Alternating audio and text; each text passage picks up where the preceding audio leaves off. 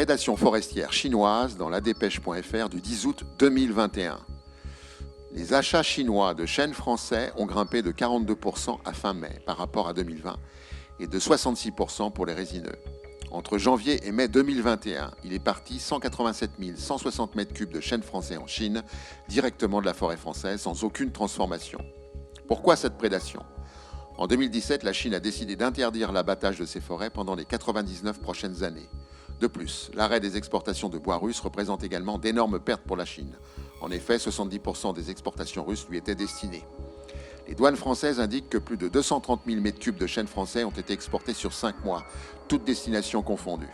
Les scieries et les artisans craignent de ne bientôt plus pouvoir se fournir, alors que la forêt française est en capacité de fournir en chêne la filière nationale. La mort des arbres dans france-tv-info.fr du 1er septembre 2021. Selon un rapport publié mercredi 1er septembre 2021, le changement climatique pourrait mettre à mal les écosystèmes forestiers entiers et indique que 17 500 espèces d'arbres sont menacées d'extinction.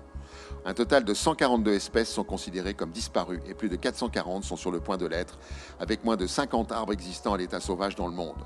Le Brésil, qui abrite une large part de la forêt tropicale amazonienne, compte le plus d'espèces d'arbres, 8 847, et le plus grand nombre menacé, 1788, conséquence de l'agriculture intensive.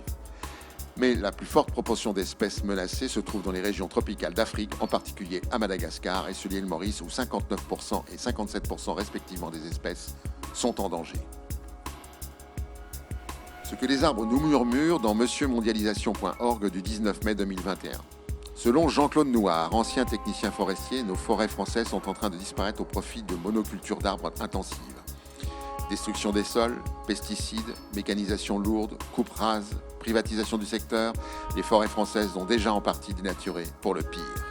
Jean-Claude Nouard affirme que l'une des causes principales de l'état désastreux dans lequel se trouvent actuellement les forêts françaises émane d'une gestion nationale de la nature sclérosée de mauvaises habitudes. Il indique que le massif forestier français compte 17 millions d'hectares, soit un taux avoisinant 30% de notre territoire national. La forêt privée en détient 75%, alors que les forêts domaniales et celles des collectivités ne comptent que pour 25%. Le problème des forêts privées est qu'elles sont particulièrement vulnérables aux offres industrielles sans contrepoids et surveillance accrue. En outre, ces étendues d'arbres domaniales ou privées ne sont pas toutes à proprement parler des forêts. Et pour ne pas conclure cette phrase de ce forestier, dans chaque forêt, il y a un arbre qui te correspond. Pour ne pas te détruire, protège-la. La déforestation en France en 8 chiffres dans jobsense.fr. Aux environs de moins 6000 ans avant notre ère, les forêts couvrent à peu près 50 millions d'hectares du territoire français, soit 77%. Entre moins 1000 et moins 52, les forêts celtiques couvrent 65 à 75% du territoire. Lors de la période gallo-romaine, entre moins 52 et 500, les terres boisées occupent 30 millions d'hectares, soit 46% du territoire. À la fin du Moyen-Âge, en 1300, les forêts ne couvrent plus que 25% du territoire. À la veille de la Révolution française, les forêts ne couvrent plus que 6 à 7 millions d'hectares, soit 10 à 12% du territoire. Les forêts regagnent du terrain et atteignent 8 à 9 millions d'hectares au milieu du 19e siècle, soit 13 à 15%. En 1914, le premier inventaire national établit que la surface forestière atteint environ 10 millions d'hectares, 16 à 17%. Plus 10 millions d'hectares de forêt entre 1789 et 2020 en France, soit 31% du territoire en 2020. Reboisement illogique en Dordogne dans territoiremagazine.com du 1er octobre 2020. Pour la réalisation de la déviation de Mussidan, le département de la Dordogne a, en 2017, défriché une quinzaine d'hectares de la forêt de la Double.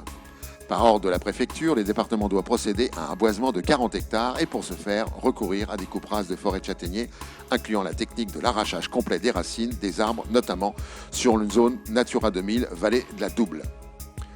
Le département indique que les incidences négatives qui peuvent être présentes en phase de travaux sont temporaires.